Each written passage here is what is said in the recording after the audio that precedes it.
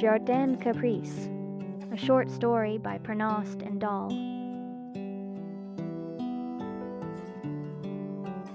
We love to ride in the Model A, the sedan, as Papa likes to call it, but we're so rarely allowed. Gabriella and I can barely contain ourselves. It's so exciting to move so fast and see the other automobiles racing forward as if to collide as we drive through Highland Park. We will see many things today that we have never seen, as our trip takes us through several towns between us, here where we live, and the new Union train station in the big city, Chicago. Already there is so much sound. The rattly roar of the Model A, the noise of the tires on the road, and the chill wind that whistles through the windows is so exciting. We feel like we're flying, low along the winding road, under a ceaseless, sleeting sky. If we could have screamed, we would have done so loudly, and Papa would have reached back to strike us in the back seat. Like Mama, he doesn't like noise. We try not to let him even hear us breathe, just to be extra careful. Papa took time off from running his factory to be able to drive us to the train today. But he seems happy. Happy for Papa, which is not really very happy at all. But we're happy. Gabriella and I are eager to get there because we will see our cousins for the first time. Cassandra is 9 like me, Simone 13, my sister is 6, and they are coming with their nanny on the train all the way from St. Louis. Imagine, so far to come to us, to stay for 4 weeks. We can't wait to hear about the train, how fast it goes, and if it's scary and loud. It takes us nearly an hour, driving along Lake Michigan all the way from Highland Park and through the smaller towns. It gets more crowded as we get close to the big city, and Papa says bad things in French when there are too many automobiles close to him on the road. There are too many people on the street and the sidewalks, especially through Wrigleyville. We shake silently, laughing about the name and trying to not emit our airy giggles. I sign to Gabriella. It must be wrong. A town couldn't be named after wriggling. She just shrugs and smiles, still giggling. We are scared to see so many people, though, and their strange faces. A lot of them have signs asking for food. Papa rolls up his window and he oogas his horn sometimes, especially as we pass the downtown park. He doesn't like to see the mess and the grifters in the Whovilles or Hoovervilles. Papa calls them that, muttering and murmuring to himself in French, where it seems an entire city of people are living in shacks made of bricks and wood and tin and cardboard. Gabriella asked me frantically, signing with her hands, if they're really all very hungry and if we can give them any food. I see she is about to cry, so I lie that people are bringing them food. That people are very nice here and take good care of each other. I so wish it was all true. We turn away from the lake on Randolph Street, it says on the sign, and it is only a few more streets. Papa is very angry at the number of automobiles about and mutters "Merde, merde, merde" as he looks for a place to stop. He needs to go around the station a couple times, looking. Papa eventually stops the sedan next to the station, which is huge and scary looking, stopping it against the bump that raises the sidewalk above the street, a curb, I think, where I guess we're not supposed to stop an automobile. Papa explains to me quietly that I will go in to find them and bring them here, while he and Gabriella will protect the sedan. He gives me a paper that says Corbeau and another piece of paper that says Track 5. He tells me to be fast. I am terrified to go inside the Union Station, but I dare not tell Papa. I dare not cry. Gabriella looks at me with tears in her eyes, signing with her slow and reluctant fingers.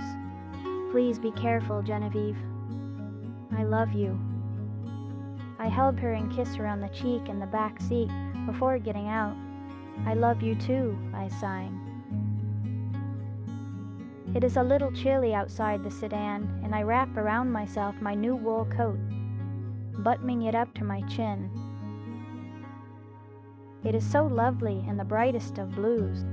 We both have them now, Gabriella and I, to replace the thin coats we used to wear, the ones that were already small on us and didn't keep out the cold. Maybe Mama and Papa want to impress our visitors who have deep pockets, according to Papa. My new pockets are deep, and I like them, so I guess that's good. I walk to the Union Station slowly, but purposefully, like Papa told me, to not look like I'm ill-bred. But it just makes me more frightened to be so slow, so deliberate. I've never seen a building so big and so many people coming and going, all looking so serious and moving fast. Most are dressed really nice, in shiny Papa suits and long coats, and the women in nice mama dresses, with long, pretty overcoats. There are some people here who ask everyone for food or work, but the policemen push them away and make them leave. I wish we could give them food, or have them work for Papa. Once inside, I am in a forest of legs, so I try to stay near the walls where it is less crowded, where I can see a little better. I'm overwhelmed by the signs and schedules there, low and high, and I stop, just staring at everything, trying to make sense of it all. A nice woman stops to talk to me, asking if I'm lost, if I need help. I shake my head, then shrug, and hold up 5 fingers. Track 5? She asks, and I nod happily. She takes my hand and starts walking with me in tow. I can take you to track 5. Are you taking the train? She asked me. You cannot be alone, are you, darling? I shake my head, show her my paper with cord bow on it. Oh, you're meeting somebody. I'll help you. I touch my chin to say thank you, and she looks at me, surprised, concerned. The train is arriving at track 5 as we get there and navigate through the many, many people standing on the platform. A nice woman takes my sign and holds it high. She puts her other hand on my shoulder to hold me close in the growing crowd of people now walking past us. I'm so happy because she is being nice to me, and I don't need to be frightened. It takes some time before they come. The old nanny with beautiful little Cassandra and Simone. I glimpse them through the crowd.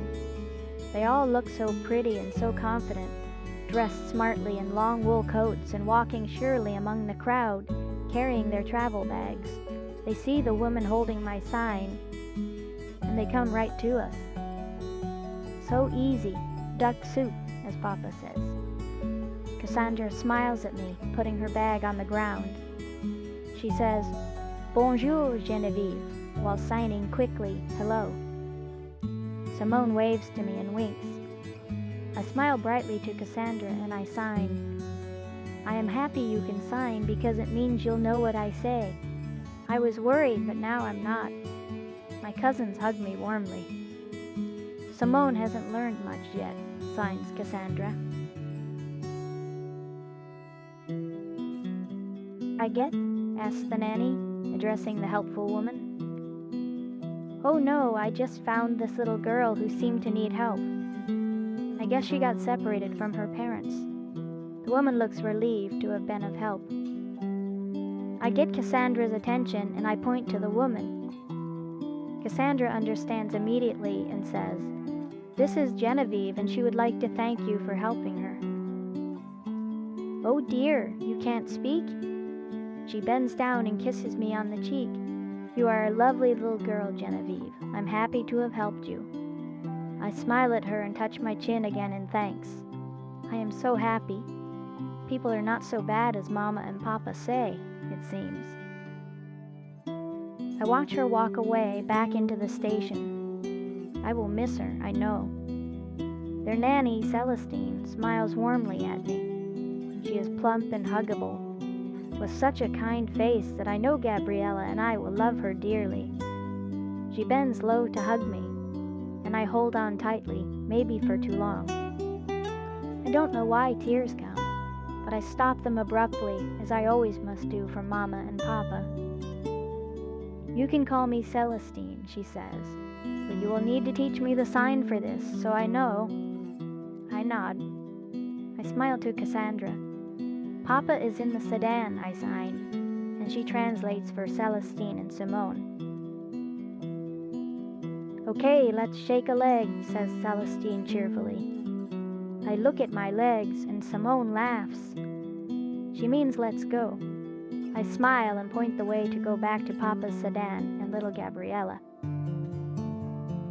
Papa is all smiles and warmth when we arrive, jumping out of the sedan to give our guests a hug and to help Celestine into the front seat.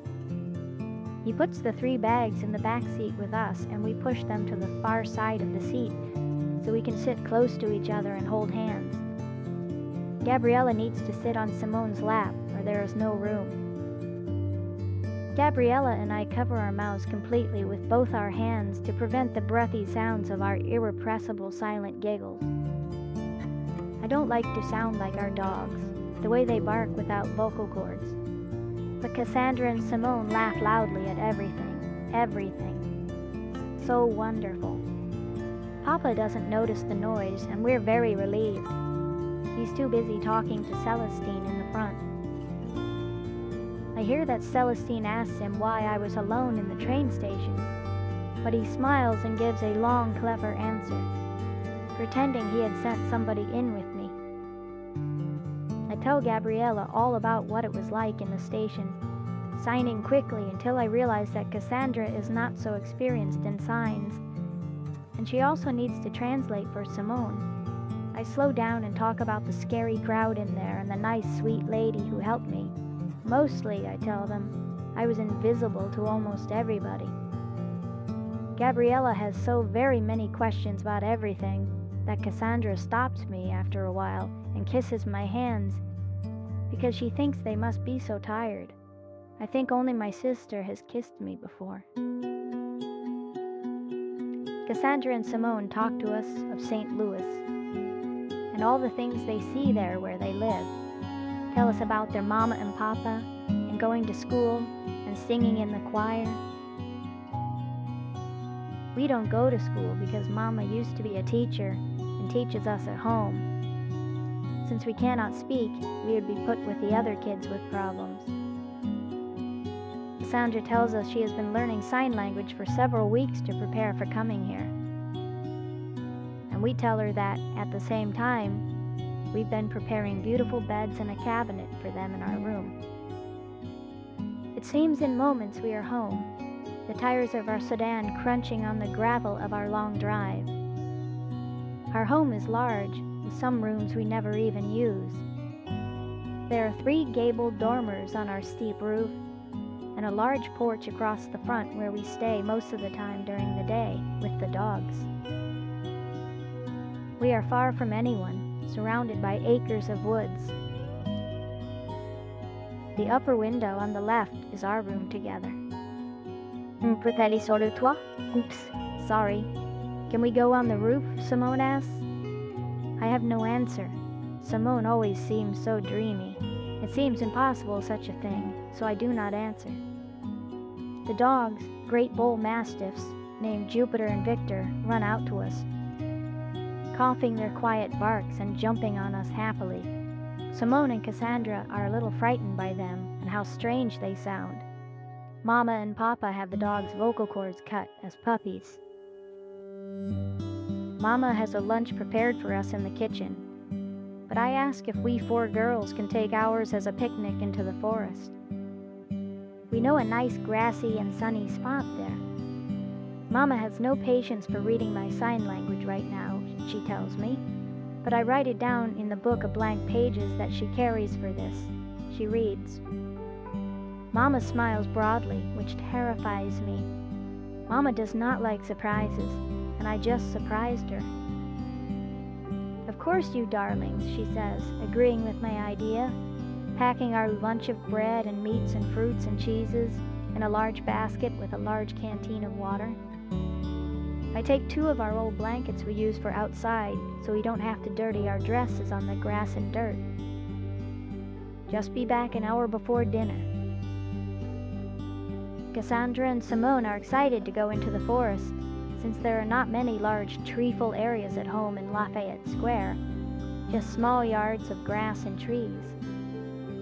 We too don't often venture every day in the woods because of Mama's rules, but we know some nice places for either shade or sun.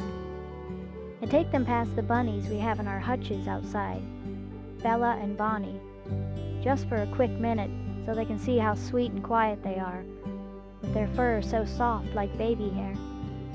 I feel badly for them, because normally we would be playing with them right now. We walk across the soft grass in the backyard, toward the path into the woods, sending the rambunctious dogs home. This time is just for girls. The trail is made with rounded pebbles and some large flat paving stones, so it is easy to walk and never muddy. But today we walk beyond the path until it turns to packed earth, sparse grass. It is a beautiful woodsy trail with soft light dappling the trail, and it is a joy to feel it getting warmer. We may not need our coats. Simone and Cassandra laugh and sing, and we dance to their music and act like we sing with them. Gabriella and I practice moving our lips and tongues to simulate speech in quiet, breathy whispers. But it is so much more fun to pretend to sing than talk. Quickly we reach the old stone structure that we think was a cottage a long time ago. It has high walls and holes for windows and a door, but there's no roof, and burned debris inside is only piled in one corner. It is full of tall, wild strawberry plants, and a large black maple grows inside by the north wall, full of birds. See, I sigh, see how beautiful?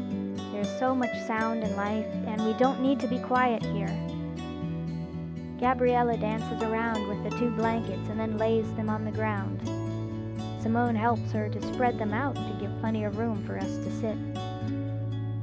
This was wonderful, Cassandra says, plucking a strawberry. Can I eat this? Yes, they are very sweet, I sighed, and Cassandra takes several more, eating them all.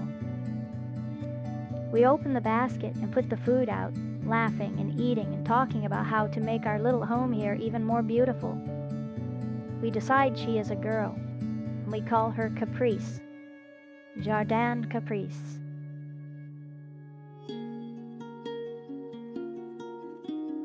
The evening is nearly as quiet as it always is, and Gabriella and I are a little scared.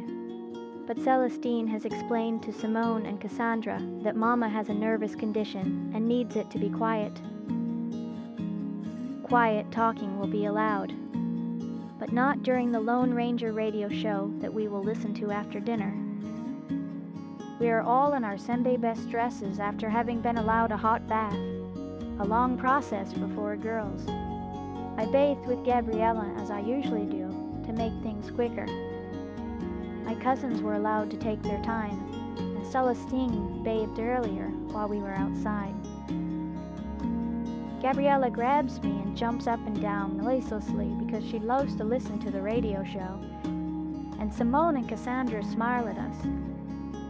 Simone is holding Cassandra's book of sign language, Humphrey's, so I think she is studying now.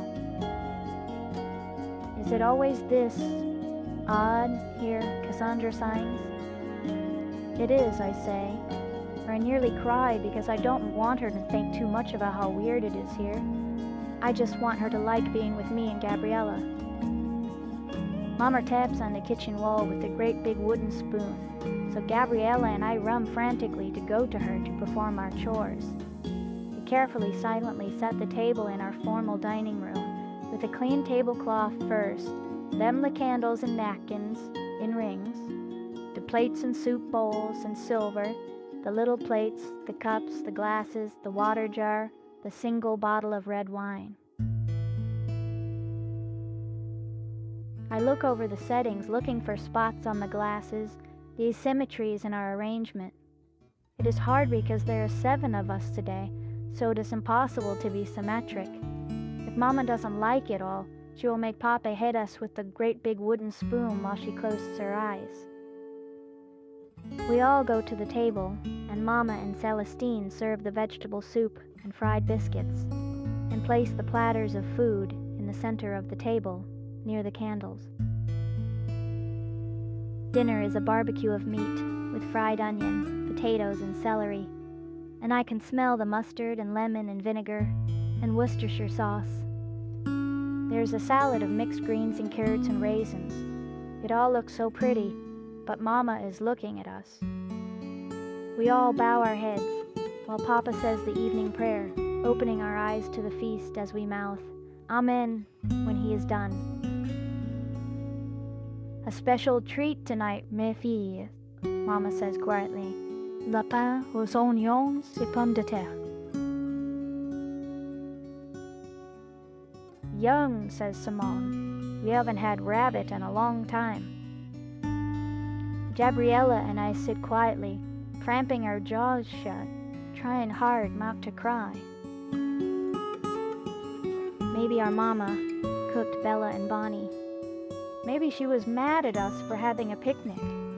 It takes us a few moments, for we both manage to put pretend smiles back in our faces. We are used to broken hearts. We eat only the soup, salad, and biscuits, and Mama and Papa say nothing. What's the matter? Signs Cassandra, down in her lap so I can just barely see. Nothing, I answer. Dinner is peaceful, though. Celestine talks quietly to Mama and Papa, but only when they ask her questions. While we talk among ourselves with our hands, I show Simone that I can talk in breathy whispers right into her ear, and she is very surprised, but she suppresses her giggles when the air tickles. After dinner, we're allowed to go outside for a little while before the radio show, and Gabriella and I race to see Bella and Bonnie. We are so relieved that the bunnies are there that we cry uncontrollably.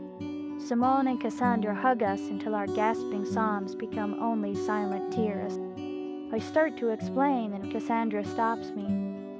We understand, Genevieve. We would have been upset too if we had thought such a thing possible. Celestine comes with us to our secret place, Jardin Caprice, in the morning, and Papa allows us to bring the wheelbarrow and shovels and hoes and big garden shears. Only dig inside the walls, though, he tells us. He seems nervous. We wear our old clothes, and there are some for our guests to wear, too. We also take a wonderful picnic lunch that we put in the shade of the black maple with our big container of water while we prepare our nice little garden home. I even bring lots of flower seeds, perennials to plant around the corners. Grass seed, too. We spend days gathering small stones for the center part of the floor, leaving a nice large grassy area by the south wall. I take care of the strawberries that grow everywhere, and I dig up many of them to move them closer to the walls. I teach Celestine some sign language as she helps me. She laughs so easily at everything. I love her. You see men pass through the woods at a distance, and sometimes I see a figure in the woods. A man, I think, watching from near a clearing that is close by. I think I see him in the doorway of our garden, but it seems I'm the only one. I am not afraid of ghosts, though. There are ghosts in our home, too. When a boy comes watching us from behind the trees, Cassandra and Gabriella want him to leave. Just for girls, Cassandra says, and she laughs. But he smiles and offers to help, and he looks strong. Simone whispers to me, "You can lift the heavy things, no?" "What's your name?" she calls out to him. Elio Dufour. He steps out of the trees. Do you like to eat, Elio Dufour? Simone smiles at him, but he watches me, it seems. He is maybe 9 or 10 years old. Thank you, if you don't mind. Elio stops closer, coming to the door of our garden. I didn't mean to spy on you, but I walk through these woods a lot. I've seen you all here sometimes, and I didn't want to disturb you. Gabriella gives him a quick hug, and then she runs behind Celestine to hide. Welcome, Elio. I met your father just yesterday, Celestine says, taking his hand and bringing him to our picnic. We spend the next 2 weeks, almost every day that it doesn't rain, in our Jardin Caprice, making her beautiful and comfortable for us. Celestine prefers to let us work on it by ourselves, but she comes out periodically to check on us or to bring us our lunch. She is always so sweet with us and brings funny stories to make us laugh. Her reading of sign language is getting better. Elio helps us a lot and even surprises us by putting a swing that hangs from a large branch of the tall black maple. We were also surprised that he had gone there so early in the morning to do this, leaving it waiting for us with a nice note. For my dearest friends, the Corbeau girls, Elio. We hug him so much that day that he becomes embarrassed, though happy. Simone adores Elio, even though he is 2 years younger than her. She spends a lot of time singing to him in the dreamy Simone way that she sings. I am a little jealous watching her sing to sweet Elio. I can never tell him how much he makes me happy to be around, with my inability to speak, and I cannot sing. How could he like me the way I like him? How could I, or would I, compete with beautiful Simone? We make a nice sitting area with some large rocks we place for seats, with the top of a very large tree trunk that Elio spends 4 days sawing to use as a table. Our sitting area is becoming perfect, and the grass in the bare areas is also growing already. The flowers, too, are starting to sprout. We walk there carefully to let it get stronger, staying mostly in the middle where the little rock areas are spread around. I spend more time by myself, wandering the nearby forest, just to be alone and look for pretty stones. I know I'm silly, just 9 years old and always thinking about a boy, but I can't help it. The ghost keeps me company, though, from a polite distance. I wander a little too far one day, past the stream that we all promised not to cross. I am not thinking, and I see an area with lots of small stones. When I see the man, it is already too late to hide. My ghost seems to have already hidden. "Hi, girl," he says to me, a big smile on his face. I shake my head, turning to move away. "Not even a word, girl? Stay," he says, stepping close. He grabs my arm, jerking me close to him, and I open my mouth in a soundless scream. "Ah, one of the mute ones. I heard about you." He tries to pick me up, and I kick him and bite his arm. He releases me and backhands me across the face, knocking me to the ground. I awake to feel him removing my clothes, but I can hardly move, and my vision is blurry, seeing 2 of everything. I'm not sure what I see after that. A shadow draws his attention, or is it 2? And there's a scuffle, a man screaming, and a loud metallic clang. Elio carries me back to the garden. I notice I'm wearing my clothes again, and I wake up enough to throw my arms around his neck and weep. The ghost walks with us, just behind the near tree line. I rest and cry with Gabriella in the Jardin Caprice, while Elio, Cassandra, and Simone go back to where the man is.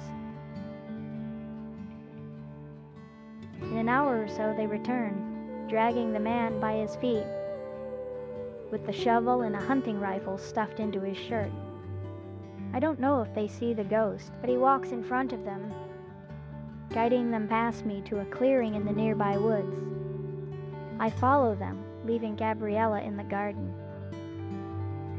Elio looks at the ghost, takes off his shirt, and starts digging in a clear spot in the forest undergrowth, a place only covered by wild grass and ferns, the perfect size of a grave. Elio doesn't seem to be surprised to find bones there, and pieces of clothing, shoes, a belt, a hat.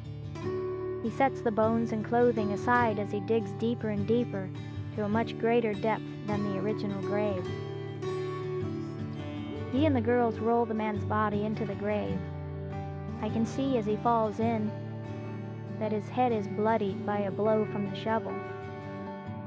They throw his hunting rifle and a backpack on top of him. Cassandra and Simone take the shovel from Elio, who cries quietly while they take turns filling in the grave with the soil Elio removed. I sit by Elio and I put my arm around him. I whisper, "Thank you," into his ear, hoping he can understand my breathy words. I kiss him softly on the cheek. "Walker brought me to you just in time," Elio whispers back to me. "The ghost, Walker."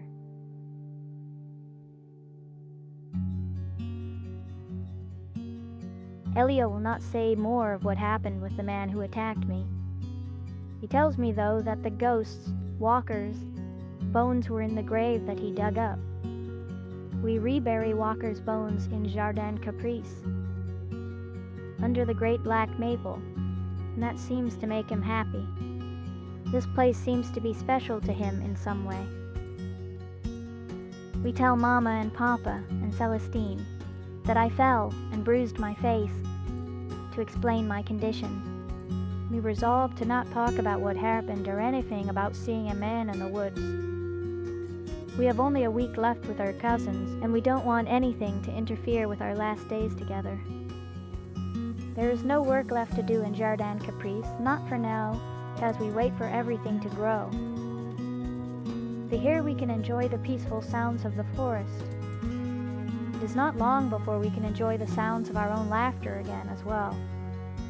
For fun, we bring the bunnies, and we block the entrance to keep them safe inside.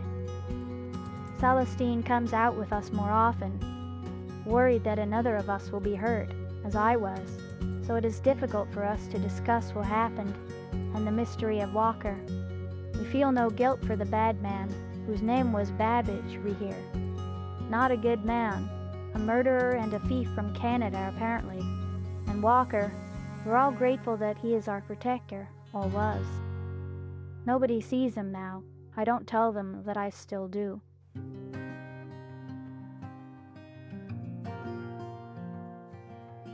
I dream every night of Walker, of his love affair with Mama, his beloved Agathe. There is so much I don't understand. Flashes, images, things I don't want to see. Jardin Caprice was where they would come when it was still a small cottage, where they could meet secretly. He had a wife and child, and a baby with Agathe was concealed. A baby lost, and guilt, so much guilt, until Agathe went mad. I think maybe she killed Louis Walker. Later the cottage was burned down. Papa comes out to see our garden, and his face becomes pale when he sees the disturbed ground in the nearby clearing. He sends us back to the house with no explanation. We later see a fire coming from the woods. In the morning nothing is said, but the grave is empty and a large fire pit is by the river. Thankfully, Jardin Caprice is fine, but we continue to go there for our last 2 days together. Our goodbye is tearful on our last day, but we are like sisters and a brother, Elio, now. We hug each other most of the day, trying not to cry too much, trying to laugh again as much as possible. Forever, I think, we will be in each other's hearts. Father does not wish Gabriella and me to go with them back to Chicago to take Cassandra, Simone, and Celestine to the train. Gabriella and I sit at home in our room after they leave in the sedan, and we imagine we're traveling with them to the Union Station. We make up conversations and giggling jokes, and we wink at each other wisely over the mysteries we have discovered. For some moments, I pretend to be Simone, and Gabriella pretends to be Cassandra, just so we can have that last drive together.